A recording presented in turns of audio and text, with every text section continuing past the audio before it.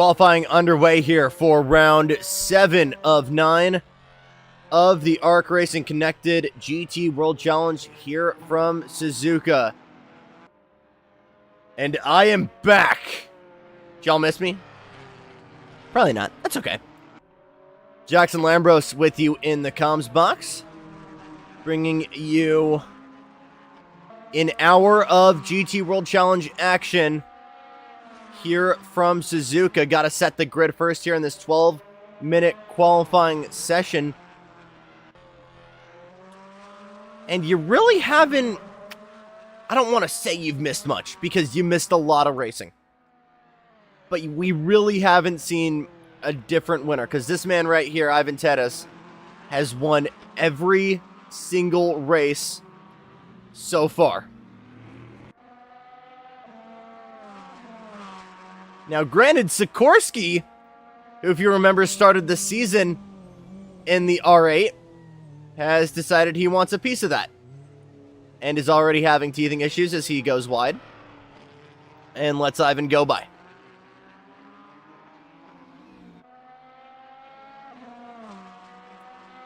But the Corvettes are fast. We know that. We know Sikorsky is fast.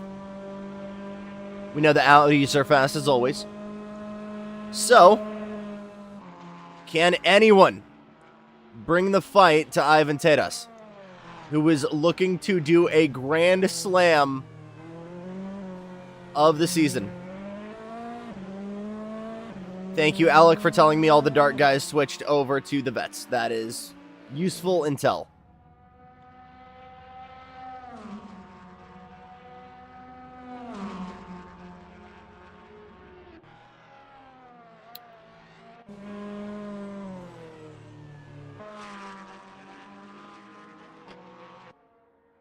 All right, first green flag laps underway here.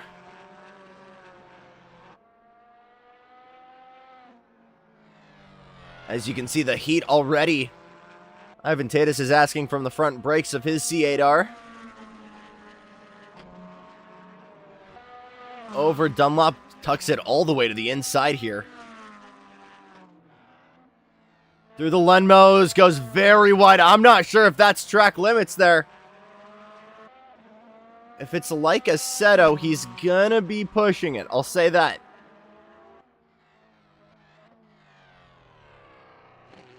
Through the hairpin, does a very late apex.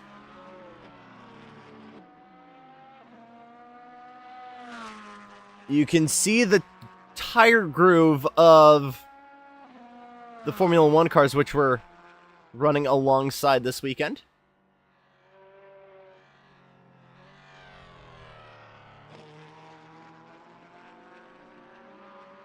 Running a little bit of a wider line here.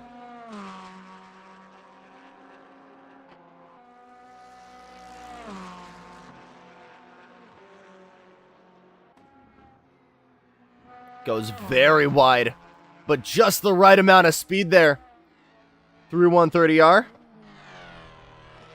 Heavy on the brakes for the final chicane. Casio triangle. Little bump, a little bit off camber here through this final corner down the hill. Can be really hard on the car, actually.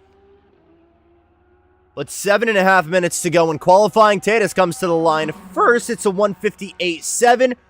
Webb and Sikorsky respond well over 2 minutes. Under 2 minutes here is insane.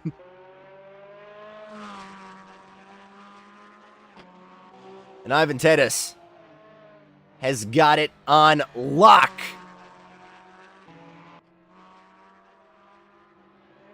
Matt Webb in chase from Sikorsky. Nobody within a second of Ivan Tedes just yet.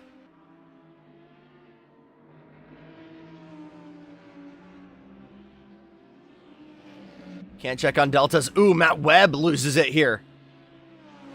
Some guys like to run it a little bit higher there. And as a result, can kind of drop a wheel there. Not a problem at all for AJ Nickel, who's just running as much curb as he likes. And in the Mustang, you can absolutely monster truck these corners.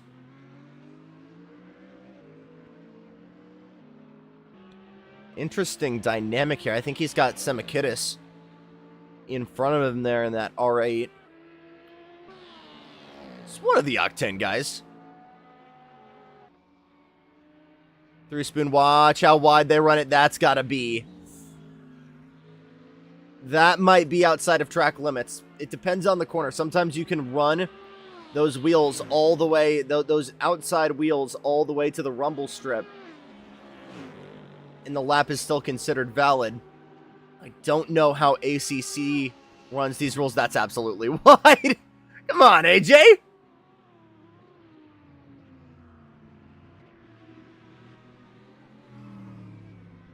Lorenzo Hendricks for Octane coming to the line. What's he got for Ivan Tatis? Closes the gap a smidge. Still nobody even within a second.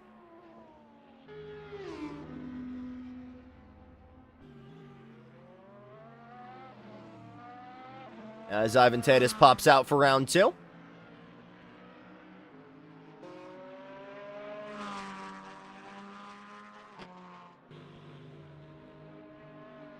There's a Padres-Cubs game going on right now, too, and if this gets boring, I just might commentate that game while this race is going on. I don't know how AJ will feel about that, is the only issue.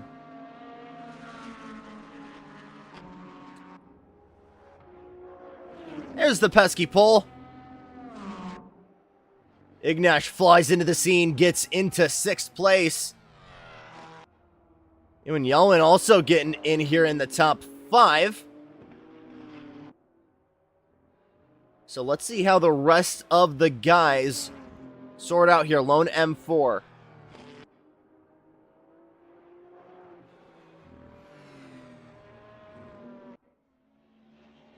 Lorenzo Hendricks improving in Sector 1, working his way through Spoon right now. Good line. Out, then in, then running that outside line. I'm not sure if that's an invalid lap. Asking a lot from the outside curbs there. Hi. Why are... Okay, this is a shot. What's up, guys? 130R into Casio. Another improvement in Sector 2. No purple, though. Ooh, big chunk there. Out of that first curbing. I'm not sure if this is going to be valid. We'll see. To the line, fastest in Sector 3. It's another sub 2-minute lap. It's not enough, but it's certainly closer. Half a second off from Ivan Tatis. Semikidis improves as well. Adrian Quiros, who we have not seen so far today, flies into the scene in that 992 GT3.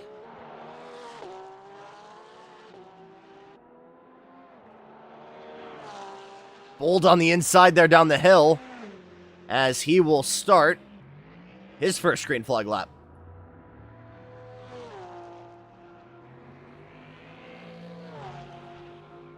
Last call here at Suzuka. AJ up into 4th. Gonna see if he can ask for more. Marcus Webb. Man, why are you not giving me first names now? Webb.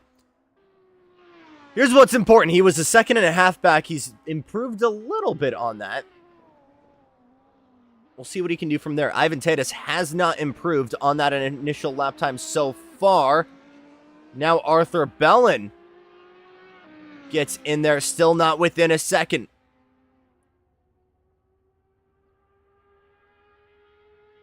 Matt Webb with that lap, though, does indeed drop it within there.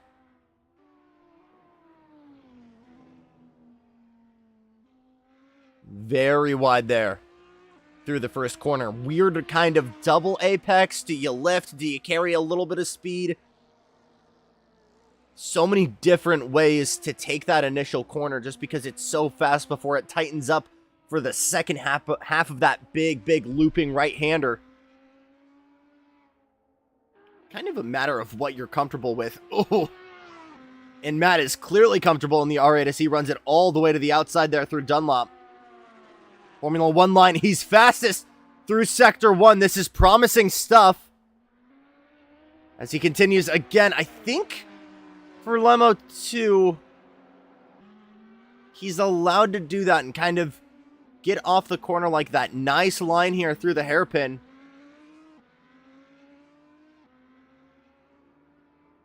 Is good stuff. Can anyone bring the fight to Ivan Tatis? Long stretch into Spoon. Back on the binders. Out, then back in. Then run that outside line. Oh, beautiful. Lap traffic, stay out of the way. Thank you.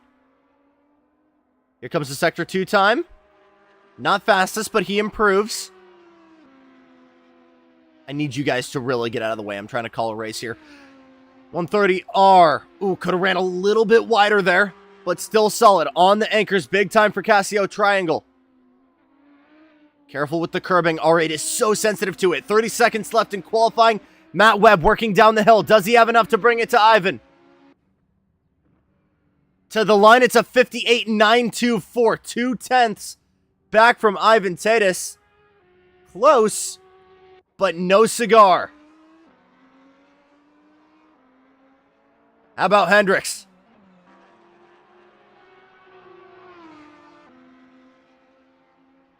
How about Arthur Bellin? Just started his lap. Checkered flag is out. So last call here.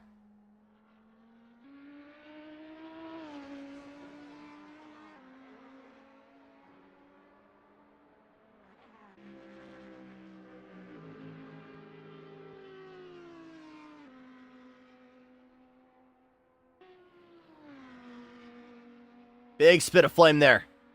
Through 130R. Octane guys are fast. We know this. Is it fast enough to bring the fight to Ivan? Tiptoeing back on the throttle here.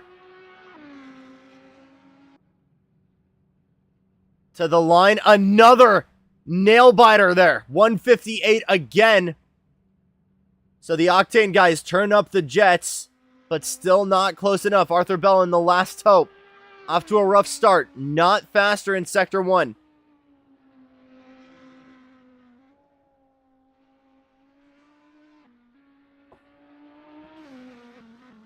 Oh, ball game. And that leaves us with Yendo. Yendo?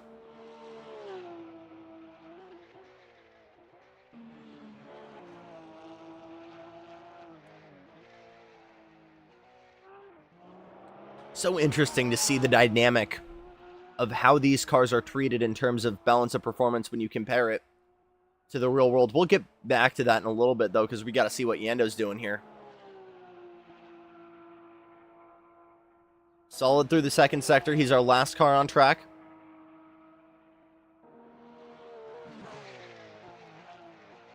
Such a difficult car on the brakes. All that back end wants to do is come around. So working with brake balance and modulation, especially when it comes to trail braking, is critical. And something like the Porsche comes to the line 15th quickest. And that will do it for qualifying. Ivan Tatis had some pressure from Matt Webb and Liam Hendricks. Will not be enough. And we'll start on pole yet again for round 7. When we come back, it's an hour straight of racing here from Suzuka on ARC Racing Connected for the GT World Challenge. Stay with us.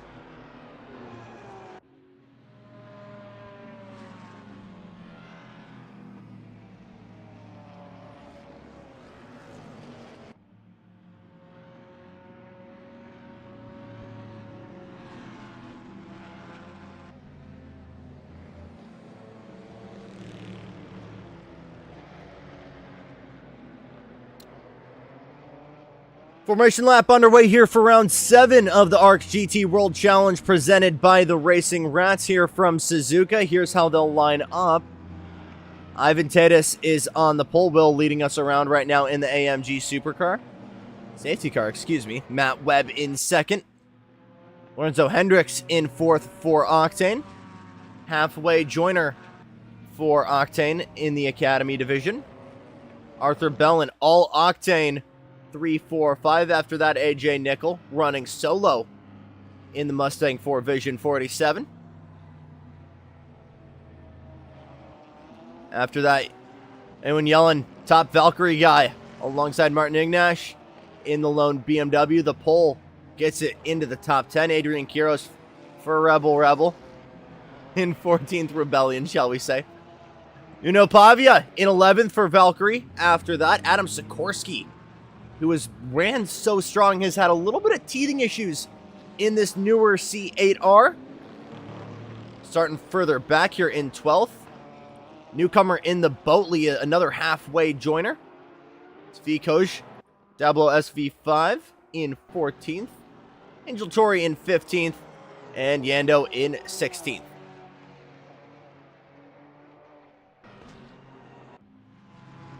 So, 1 hour race.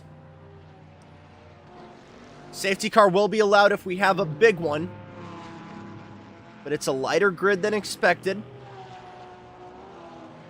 So it's hard to tell what we could actually see here.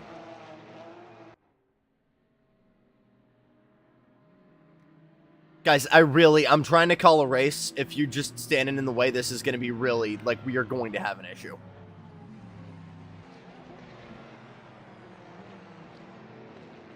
It's just that they're looking at me that makes me uncomfortable.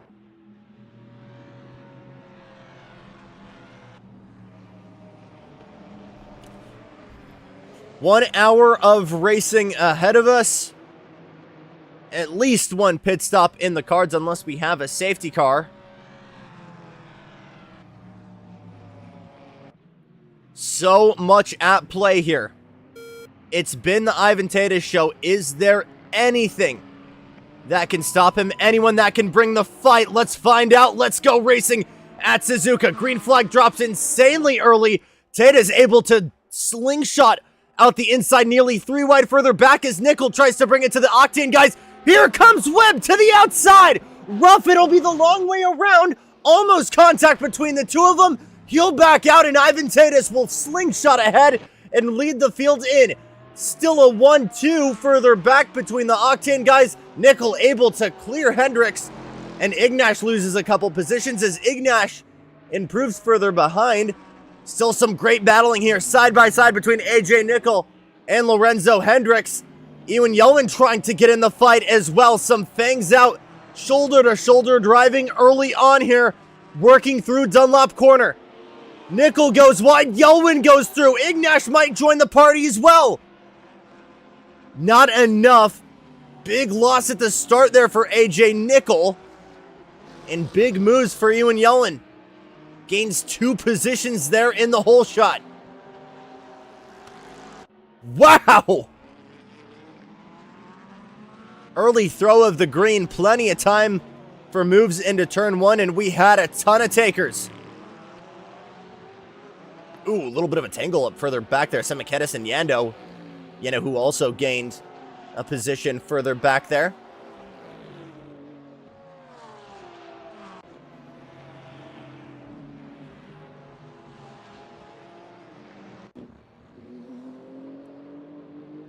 On board with Ignash.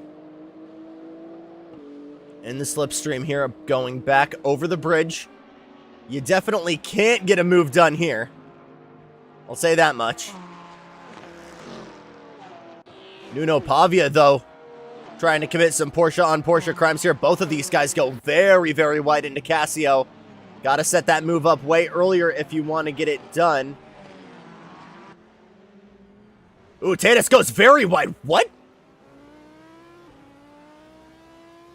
Maybe some issues there. Oh, why are you telling me that's Ivan Tetis if it's not Ivan Tetis? That was Adam Sikorsky, who lost a couple of positions there, it looked like.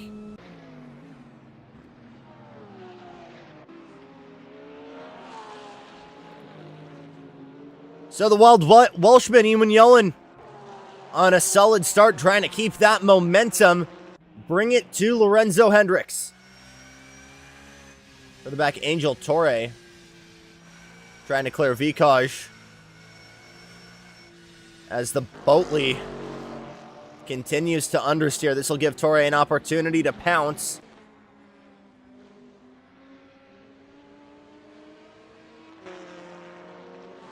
Ooh, Simakidis on the inside of Dablo. Bold move there. But is able to clear him. Game of inches there. But a nuclear move there from Simakidis. Dablo going to try and swing back. A little bit of oversteer there. Working through the second right-hander. Going under the bridge. Maybe a dive bomb into the hairpin. No, sir. Thinks way smarter of it. But gets a better exit there.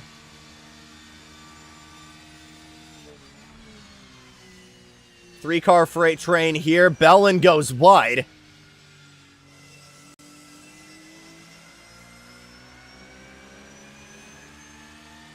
Hendricks kind of playing rear gunner right now from the Porsche and Mustang behind. You can see that Mustang here in Yelman's rearview mirror. Gets a good run. Goes very late to the brakes. Jams it all the way to the inside. Are you kidding me, Yellen?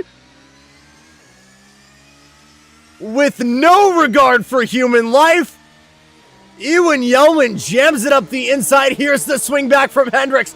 All the way to the wall. Here he is on the right side. All the way to the inside of the track. Yellen responds and goes high.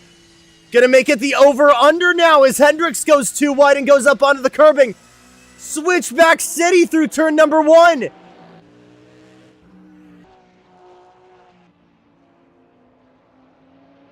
Some bold moves from Ian Yelwin, but Hendricks still up front for the time being. All this is done has allowed Yelwin, Nickel, and now Ignash further back to join this party and make it a 4-car freight train.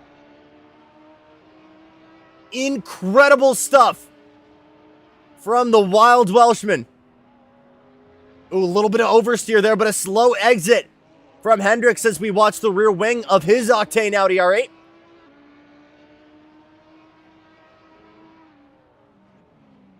So we know he likes the dive bomb. Are we going to see it? Not through the hairpin. And now Nichols just throwing up the popcorn. And watching this battle go on. Simakidis further back going at it with Adrian Kiros. Gets that position by. And more Porsche v Audi battles further back here. This time it's for 10th. Missed the back half of that battle, but it was a dive bomb into the hairpin. And like that, Simakidis gets himself into the top 10.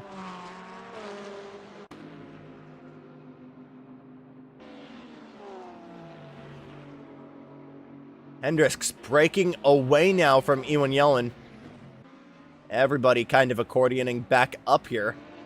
Look at Nickel. Maybe was thinking about getting a line through there. Yeah, guys, I don't know how to say this, but it's over. Ivan is already half a second quicker than Webb, so. Safety car. Could make it interesting. I don't know. Yelling all the way back now to the rear bumper of Hendricks. Bellin's kind of broken away a little bit here.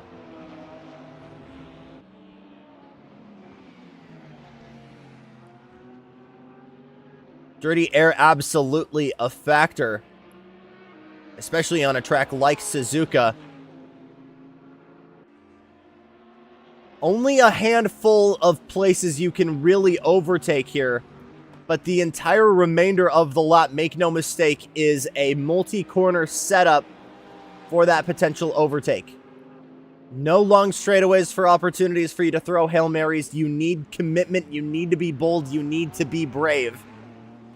And that's exactly the way Suzuka was designed when this was built here in the Japanese countryside in the 50s. Honda's playground.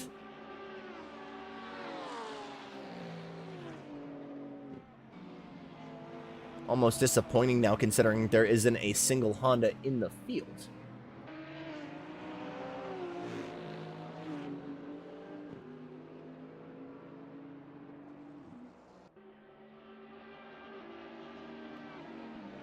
Absolutely a war of attrition. Semikidis, by the way, still on the move here. We've been missing what he's been up to. Now he's cleared Kyros. Cleared Pavia earlier on, so good moves here from the Greek, who could work his way all the way up to this battle if he's got the pace 9 seconds up the road.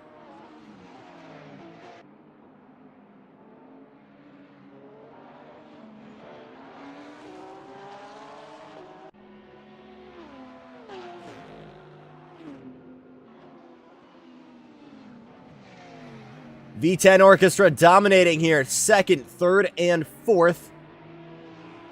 Then the flat six of Ewan Yelwin and that Coyote V8 of AJ Nickel trying to get themselves into those podium spots. No one has been able to crack the octane, guys, and still plenty of time.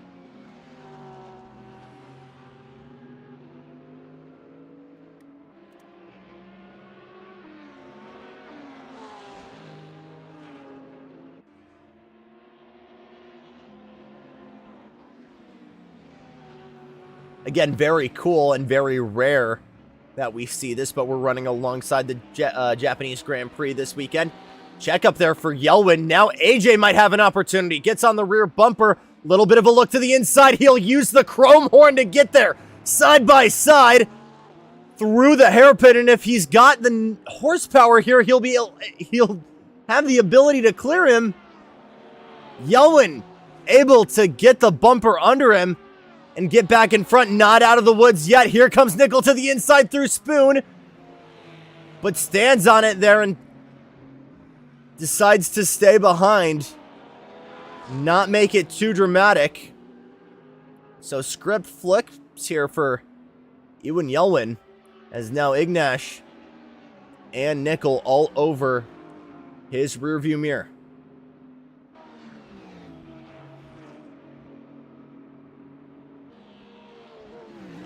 Taste of his own medicine into Casio Triangle. Oh, baby.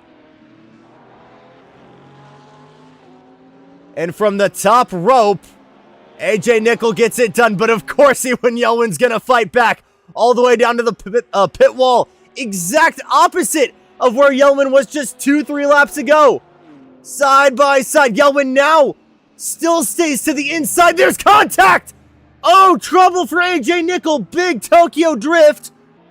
A great save there from AJ Nickel, just a nudge on that back right quarter, but is able to hang on to it and keep going. Although those rear tires have to be toasty, instantly gets right back into a battle here with Ignash and clears him. Are you kidding me, AJ Nickel?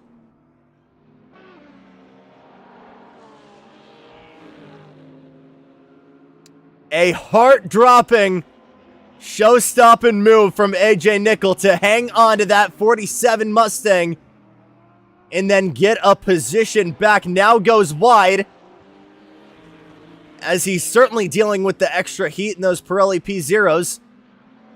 Inside of Ignash, defends. Could have an opportunity for a switchback, but goes to the middle of the track. Good defending here from AJ.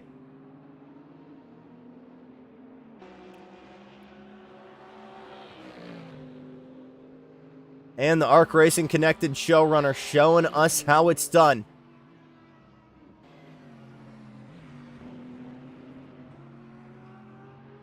A little bit wide again there through Spoon.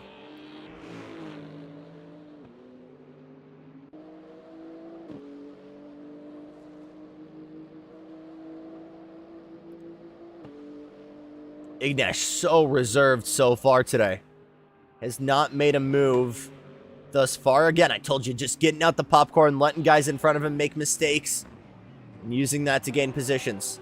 As we still have 47 minutes here to go.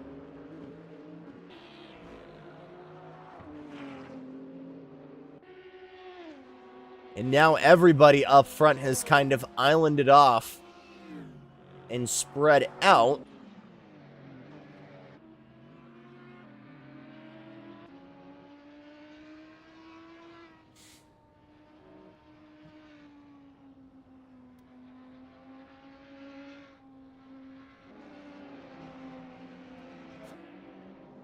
Again, so cool that we get to run alongside the Formula One Grand Prix here at Suzuka this weekend. At a track that originally opened way back in 1962, a track commissioned by Honda Motor Company to be basically Motorsport Valhalla. Commissioned directly by Soichiro Honda as a test track, but also able to host motorsport events. And that iconic crossover, again, the one track that Formula One races, the one track that we'll race that has a crossover. And early designs from Dutchman Hans Hugenholtz actually originally had as many as 3 different crossovers. As again, the point of this track was good variety of corners, testing every aspect of a motor vehicle, be it 2 or 4-wheeled. And it's evolved a lot over the past 62 years, make no mistake. But it has by and large been the same Suzuka we know and love.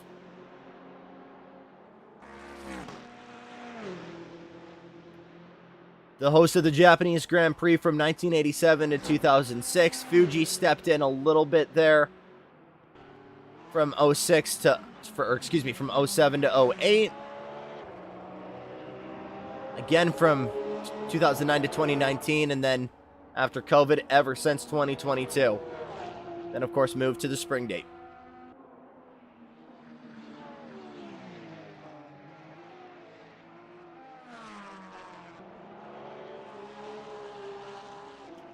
Why the GT guys are here, though, is obviously Super GT has called it its home since 1995.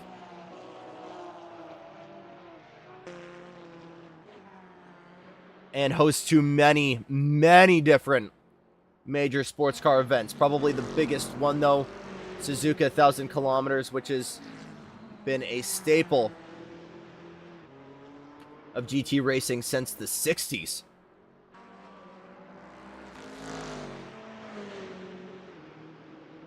FIM Endurance World Championship also runs here, doing an 8-hour event. Ran from 1978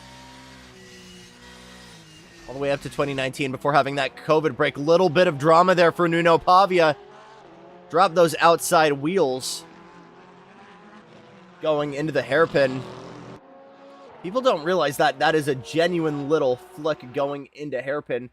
Turn 10 is absolutely a corner. Bad day to use the chopper cam today. Very low visibility as we might have rain later on today for the Grand Prix. Watching Dablo in the VP Racing Aston Martin try to clear that fellow British GT machine of Vikoj.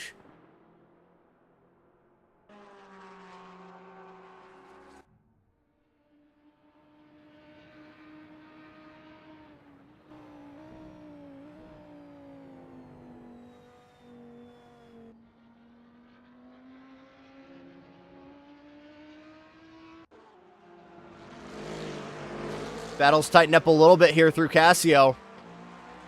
You gotta think that Vikoj has the straight line, but again, he's all the way tucked into the slipstream, all the way down into the wall now, as Dablo thinks about a move, maybe just a little bit too early, but he'll keep his foot in it side by side.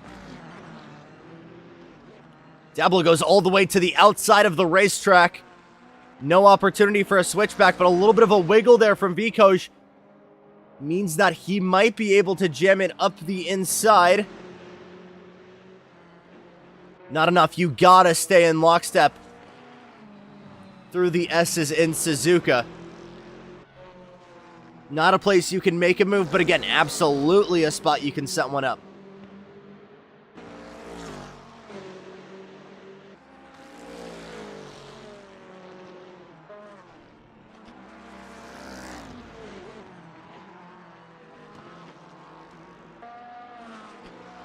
Both of them running wide there, doing a little bit of lawn work under the bridge.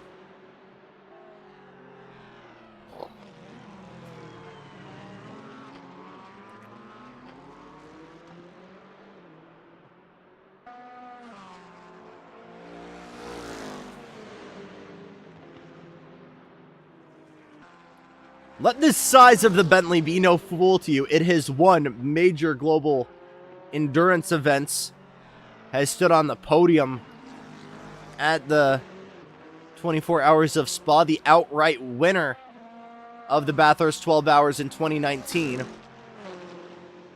The beauty of balance of performance.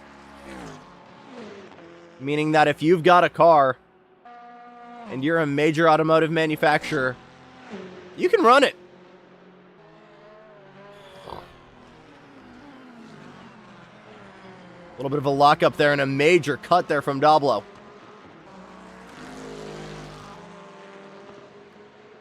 But again, the teething issues from these newer GT3 cars have been so interesting, as we've got a great example here with Sikorsky now in front of these guys.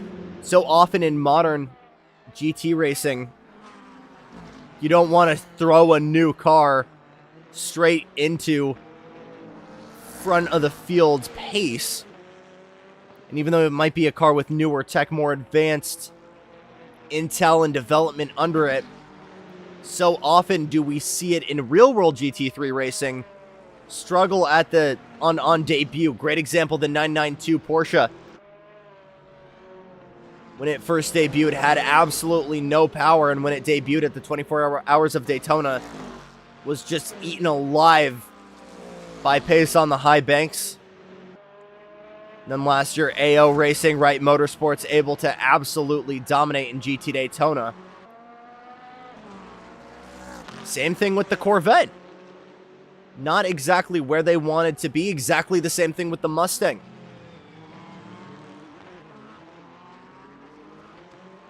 It's weird to say, but you almost need to have a season, half a season of sacrifice before BOP really goes your way. Because they know your car is fast, they just need to figure out how fast it is. A little bit of an inverse with the racing rats. Corvettes have been incredibly overpowered, but granted, the 5-year-old Audi R8s have been very dominant as well. First pit stop of the day from AJ Nickel, who was asking a lot from those Pirelli P0s, will come in asking for a new set.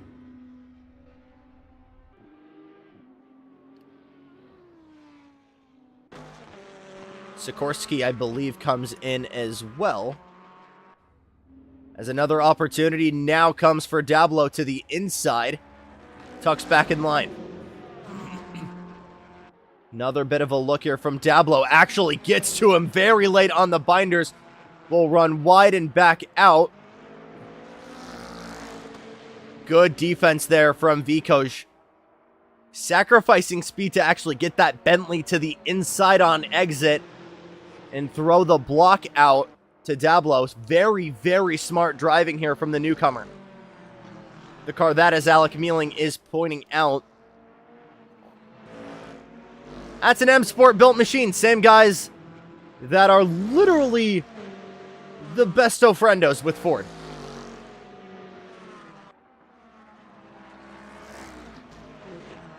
And Alec, you can correct me if I'm wrong in chat, but I believe the guys who also then went on to develop the new Mustang GT3.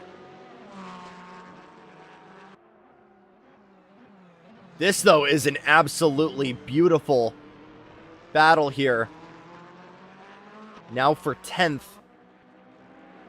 I gotta say, beautiful. I've loved the facelift of the Aston Martin so much. Thought the newer generation was okay, but this new facelift model that we've seen since start of last year, that Zagato-inspired front end, is so good. I love it so much. Reminds me of the older models so much more compared to the earlier years.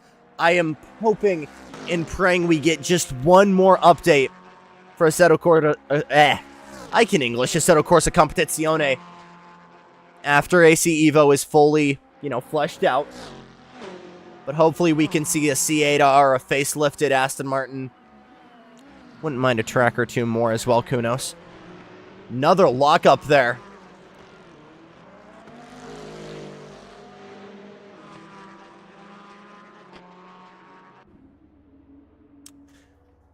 Kingsman Alex Mealing helping me here in the comments. Develop the engine on the Mustang. The blocks are sent from their factory in the north of England. Interesting. So that Coyote V8 actually gets direct development. Yeah, chassis done by Multimatic.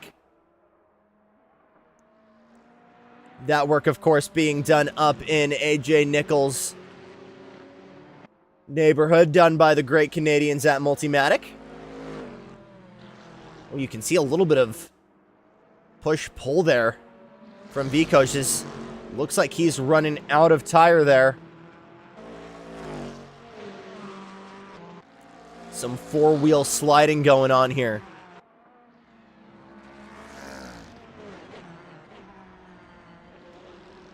And even though we are here at what is absolutely Honda's backyard, a lot of engine development, chassis development, and every single NSX GT3 rolled off the line about 30 minutes north of me at Honda's Mobility Campus up here in Torrance, California. Formerly HPD's headquarters, now the home of HRC US.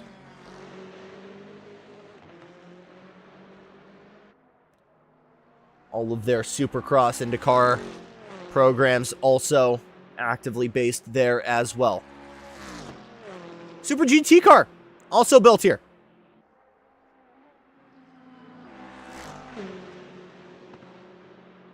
Oh, we might see it again here. Dablo to the outside into Casio. This is going to be a tough move. Long way around. A big cut to the inside there on the curbing. But gets the job done. And an unexpected place in Casio Triangle being where we've seen a majority of the work done. As we've seen a lot of aggressive driving here heading to the halfway point. Ignash now in for service, just exits out. Here he is, merges behind AJ Nickel, just in front of Adam Sikorsky. Battle of the poles here.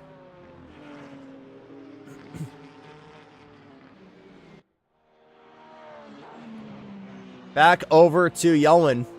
Has been in lockstep this whole time with Lorenzo Hendricks.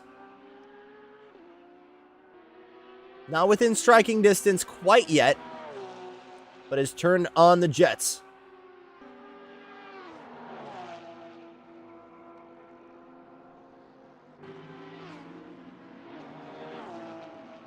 Good move to the outside, a little bit wide there from Lorenzo.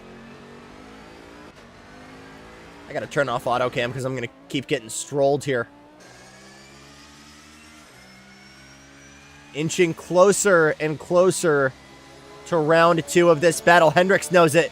He serpentines down the back straight. It worked, actually.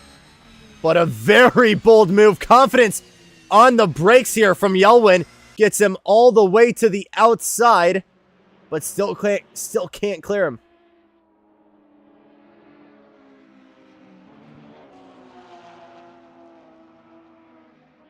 Setting up a move through hairpin here, watch. And the pressure alone might be enough to force him into a mistake.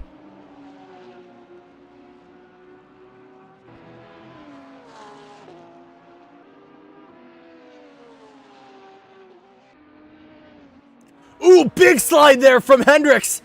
Able to gather it back up, but just that little bit of curbing upset the car. Same thing for Yelwin a corner later, and he's got to gather it back up. Both of these guys on the absolute limit of grip and tire life.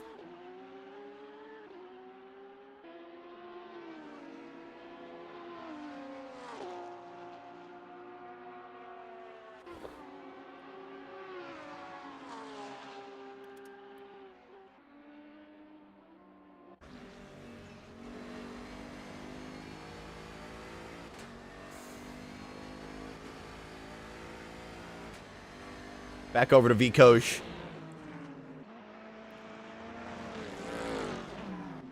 Nickel joining the tail end of this duel. And with faster pace, will probably make quick work. Looks to the inside here through turn number 10. Can't quite clear him.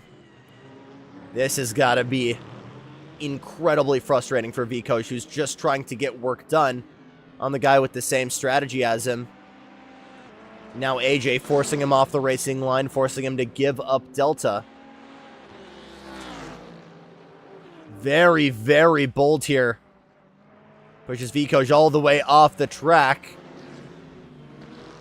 But is now going to have a little bit of drafting help from this Mustang. Two biggest cars in the league punching a hole back over the bridge in this Japanese air.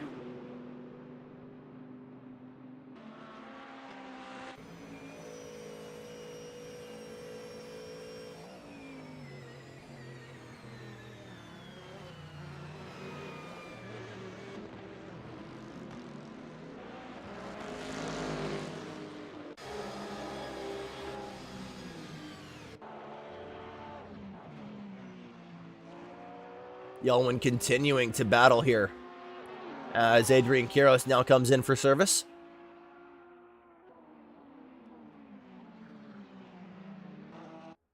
Semikidis continues to defend here as this battle rages on. Oh, now Nickel tries to clear. Dablo gets it done. A late move, but gets it done in the S's.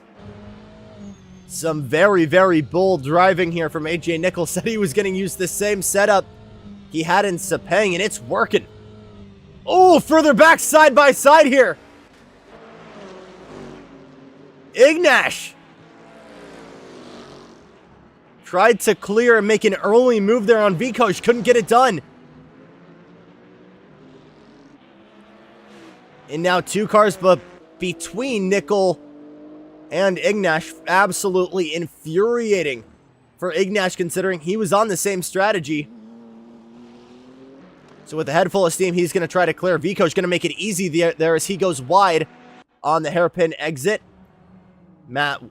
Arthur Bell and Matt Webb coming in for service. Ignash now clearing Viko's. Has another Aston Martin to go there before he can bring the battle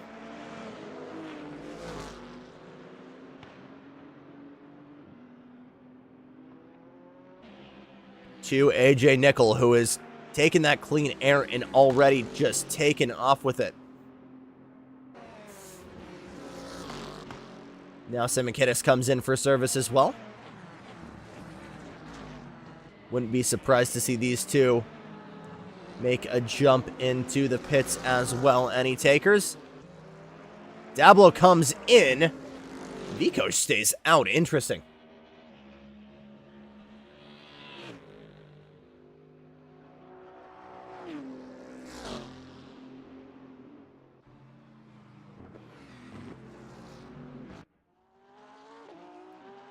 So Tatis with a dominant 25-second lead. And here's two more guys that have still not pitted. Undercut would be the preferred strategy right now if you're Yelwin, because if Hendricks is in front of you, you can't really respond to that. But again, you're rolling the dice, just like Ignash and Nickel, and throwing yourself potentially into lap traffic the longer or the less time you take. So it's going to be an interesting move here to see what they can do to get it done. Oh my goodness, very wide there from Hendricks. Again, you can see so much confidence in that Porsche. Was not expecting that. But again, the electronics. Oh, this absolutely shakes it up. Both drivers coming into pit row at the very same time, as well as Ivan Tatis. So the top three all peek into pit row at the same time. Tatis already on the way out.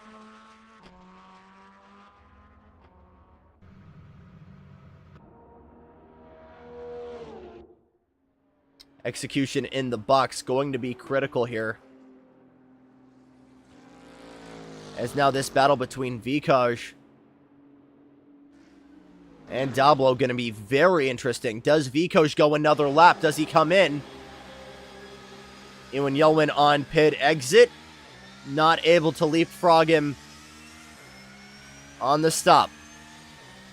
Oh, here comes Arthur Bellin further behind. Ooh, big wiggle there further ahead. It's trouble for Vikoj. A lot going on here. Vikoj gets front end damage on entrance, gets a 5-second penalty for overcooking it on pit lane entry.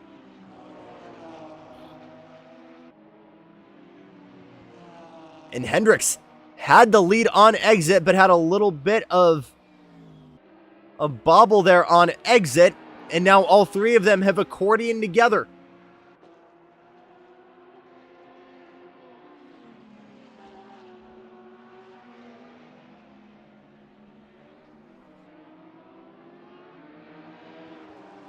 I can't say this is a battle that's been 35 minutes in the making because it's technically been going this entire race. As now Yelwin really applies the pressure. Early on the gas, trying to fill that rearview mirror of Hendricks R8.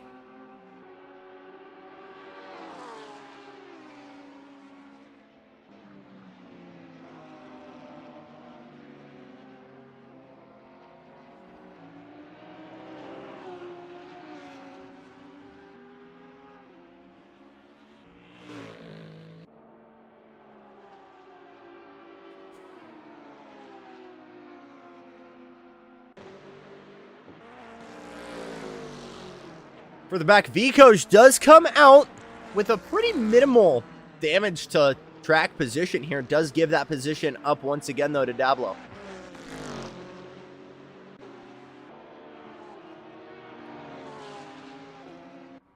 Big battle here. Might see a move from Ewan Yelwin.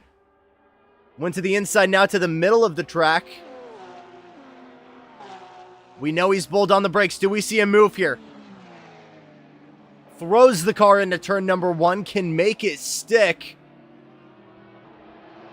Oh, trouble. A little bit of a wiggle there. That's going to give the opportunity to Arthur Bellin to strike.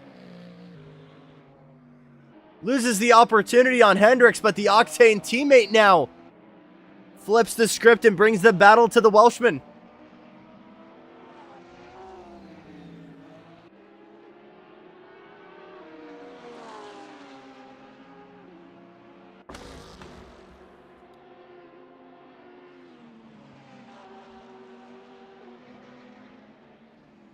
I think maybe the only, not the only, but such an advantage of the Porsche is so much confidence compared to the Audi when it comes to curves and brakes. And we're seeing that confidence right now from Yelwin to the outside. This is going to be an incredible move if he can get it done side by side here down the back straightaway towards Spoon. We'll have the long way around here as they work towards Spoon onto the binders. Makes it stick around the outside, clears him, still not out of the woods. But oh my goodness. A move that took the first sector to set up in the second sector to get it done. Ewan Yelwin, a nuclear move in that Porsche, but gets himself up into third. Oh my goodness. Started with an outside lunge in the hairpin and was able to stay on the side skirt of Hendricks to make that move stick the whole way through.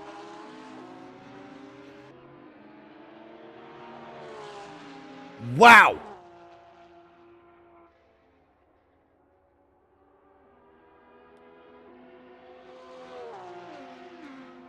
Still not out of the woods yet, as he's got now 2 Octane Audis eager to stand on the podium.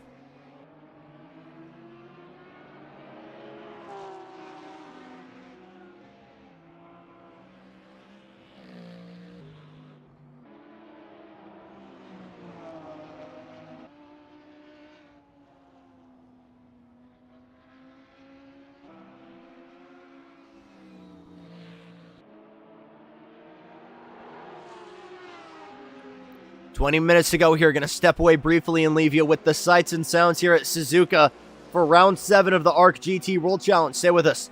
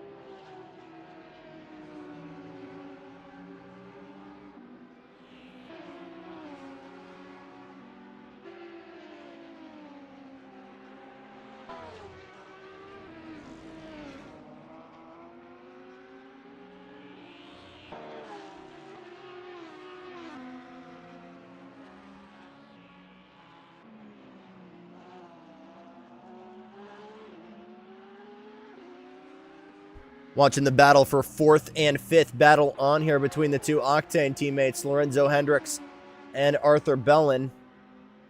And as these two scrap, you can hear in the distance that Coyote V8 of AJ Nicholas. He starts to close that gap. Hendricks goes very, very wide. Will give that position up now. And they will swap. Fastest lap again goes to Ivan Tatis. Comfortably under 2 minutes.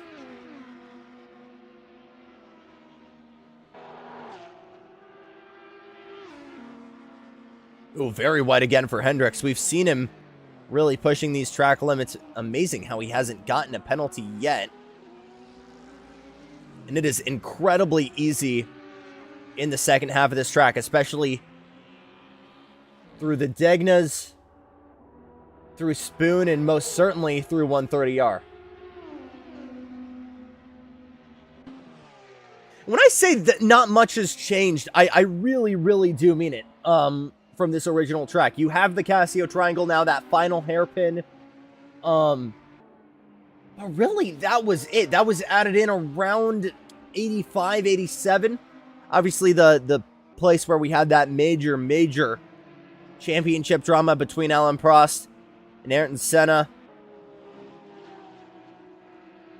But it is very much unchanged, with exception to that. Very much the same circuit as when it opened back in '62. Just the way we like it.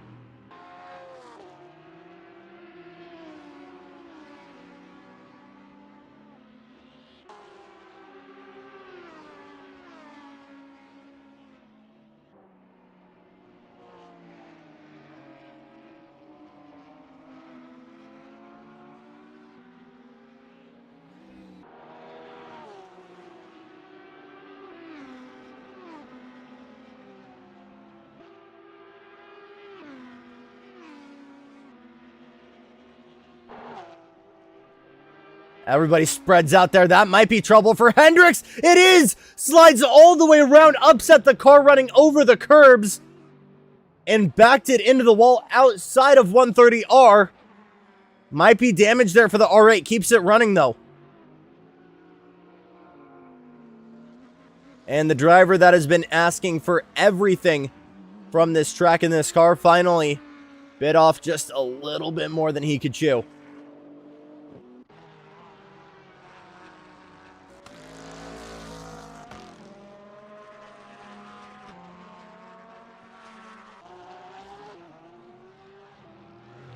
Adam Sikorsky trying to clear and get to Vikoj. Dablo has definitely won this duel between the two Brit cars. Almost 10 seconds ahead now. So what can Sikorsky do from 12th? Matt Webb on an absolute island here.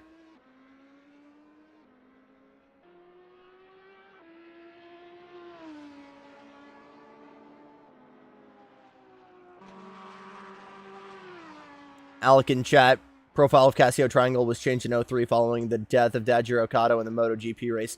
That is a great point, and I forgot about that. Right, because originally Casio Triangle is so much sharper, almost an acute angle there on that first half of it. Actually smoothed it out, allowed you to carry just a little bit more speed there.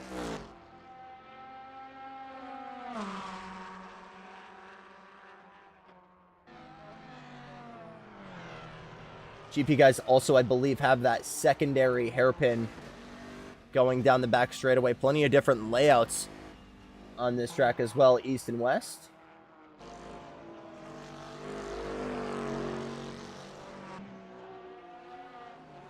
Two little different parts.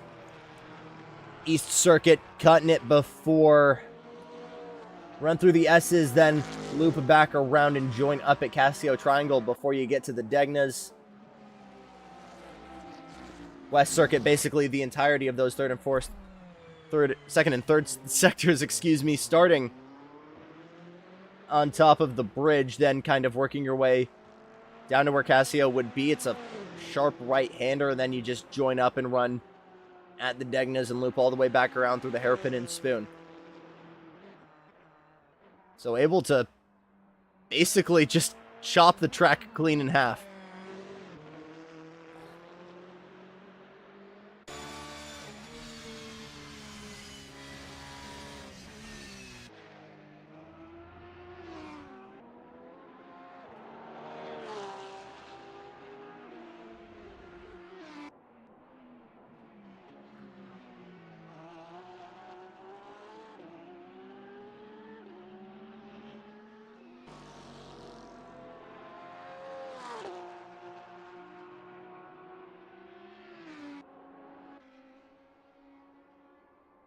Matt Webb on an island right now. 15 seconds back in front.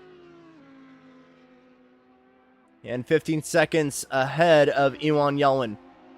Just trying to get consistent laps in here with 13 minutes on the clock.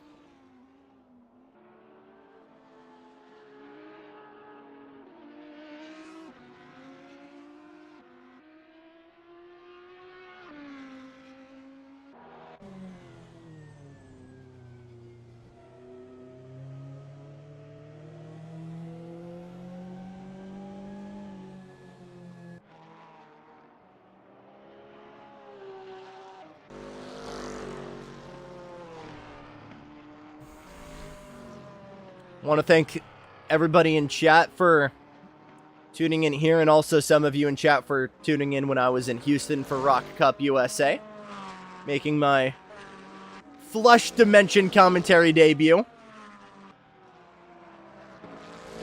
Called a photo finish day one on the job in Rock Micro.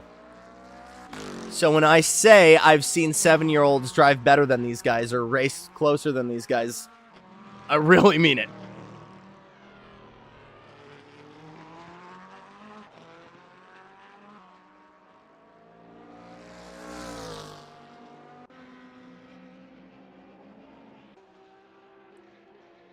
Belgian Arthur Bellin trying to close that gap to Iwan Yelwin.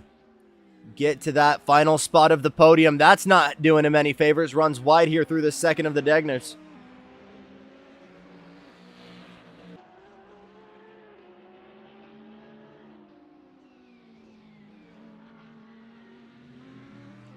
Oh my goodness. 10-second stop and go penalty for speeding. Not entirely sure why, if that was a track limit. I'm expecting a track limit or maybe an unwarranted move there. And that is how Sikorsky will get promoted.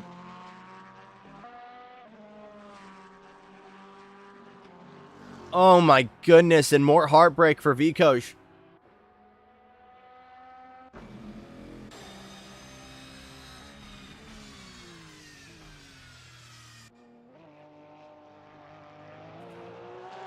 How about this young man right here?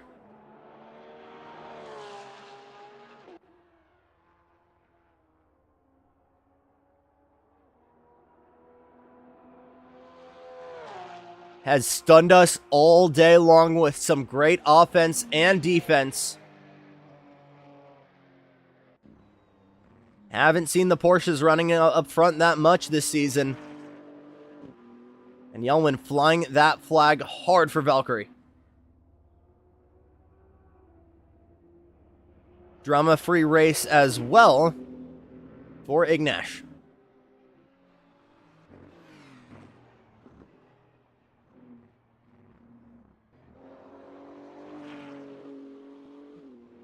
M4 GT3, another car that is an absolute favorite in the ACC world right now, as balance of performance has been very, very nice to them. I feel like we got to figure out BOP maybe a tad bit more here, because it is lopsided, especially with the Audis.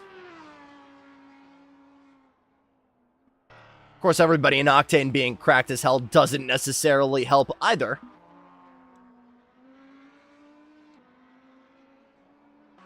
You'd prefer to see a little bit more of a balance up front.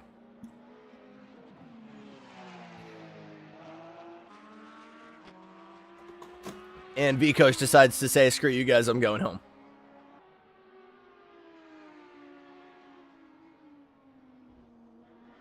That leaves us with 14 of the 16 starting cars standing. That's a good point, Alec.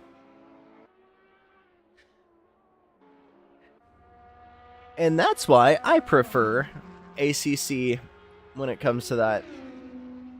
And low fuel, because they just sorted out themselves.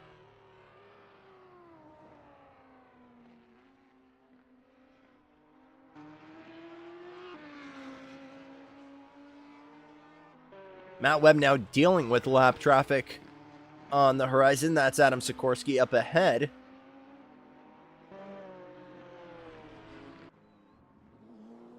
But again, a relatively drama-free... Been a really drama-free race, genuinely. Only a couple of incidents. No major haymakers. Some really, really close and competitive side-by-side racing, but no races necessarily ending in heartbreak at the front of the field here. AJ obviously getting a little bit of a side tap there from Yelwin, but gathered it back up, has turned it into a top 5 finish, potentially. Here is Adrian Quiros.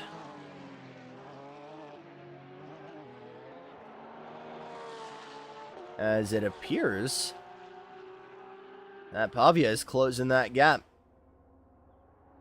Porsche v Porsche battle on the horizon here for 9th and 10th.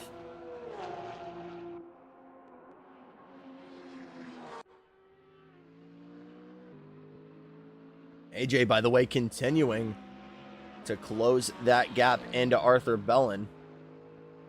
Bellin, who's maybe just been overdriving that car just a smidge, trying to get back to Ewan Yelwin.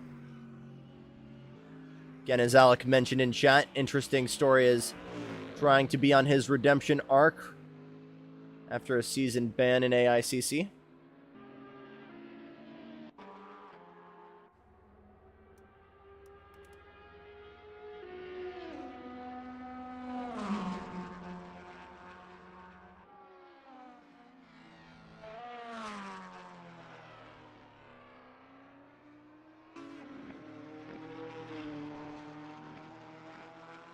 He's been doing very well so far this season. Handful of podiums. Can't think of a race where he's finished outside of the top 5.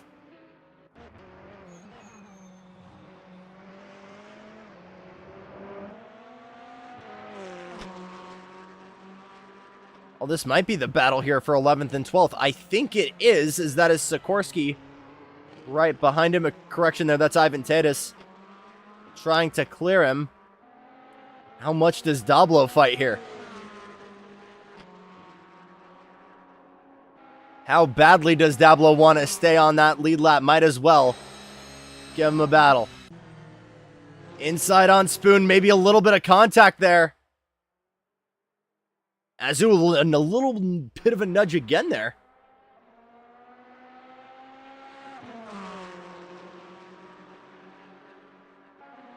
Now gonna get help. Could Dablo swing back? It looks like he wants to.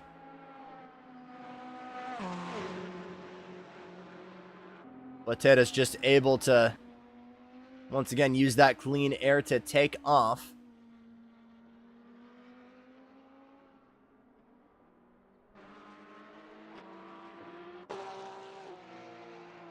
Over here, though, Pavia and... Oh, more trouble! Oh, I totally freaking... Oh, I so cursed it. Major, major contact there between Lorenzo Hendricks. I'm going to see if I can get this. Why is it so fast? Oh, just lost it on his own. I don't know why it's so fast. Oh my goodness. While gathering it back up, managed to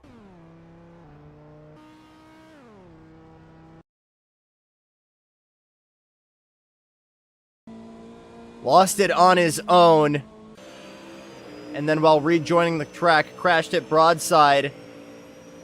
And managed to collect. Oh my goodness, heartbreak.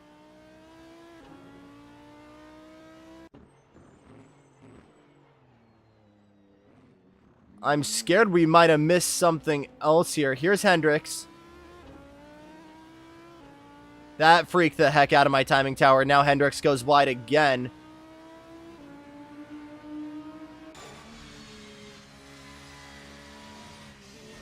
Unless I missed something absolutely massive, but I'm doubting that. There's no way Ignash is in second.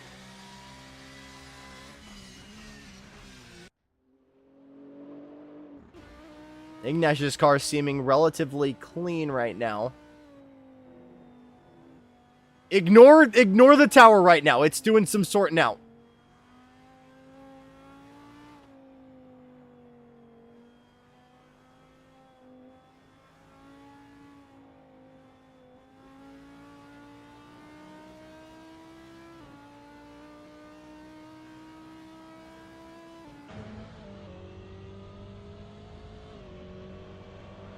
I just need a full lap from everybody, and that should sort it out, hopefully, probably.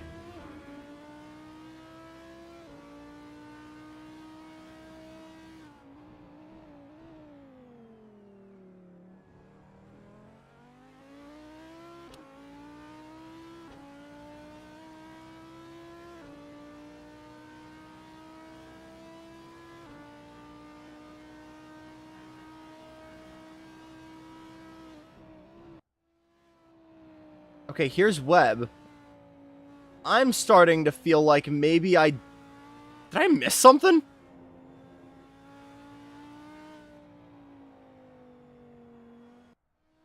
Man, now I'm really scared I missed something.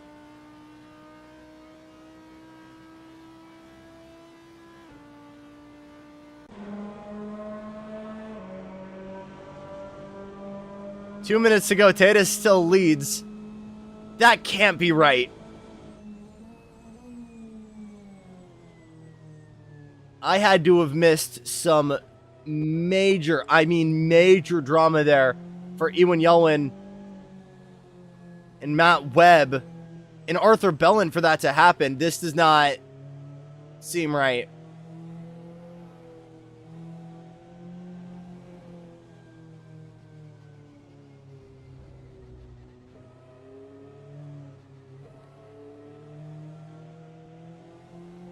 Okay, thank you. Thank you, Alec. I don't know why. Yeah.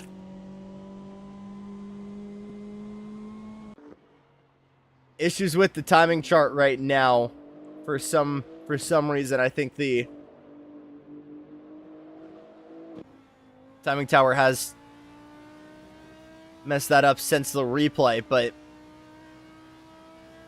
Hendricks continuing on with the damage here.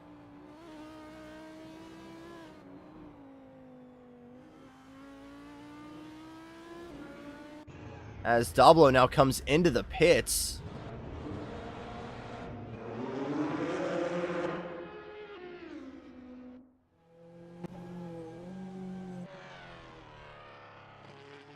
Interesting.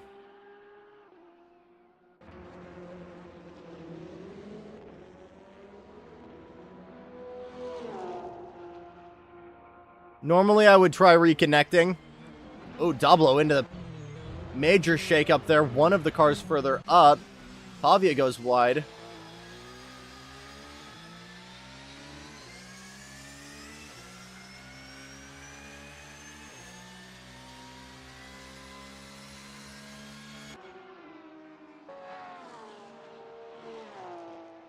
Pavia still not able to clear Kiros. Ooh, goes a little bit wide there. Bit of a shimmy through Spoon.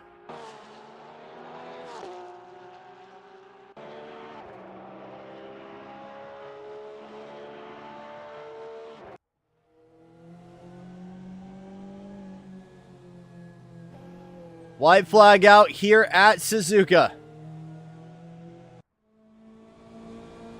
And this man right here just continues to keep delivering.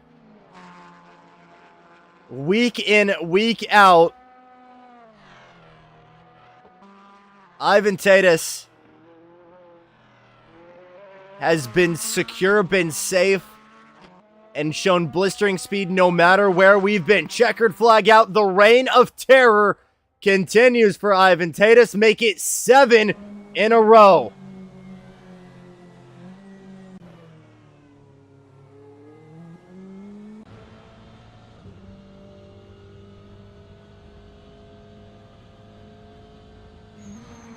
Matt Webb, with a lonely race, will come home in P2. Iwan Yellen in an incredible drive to the front of the field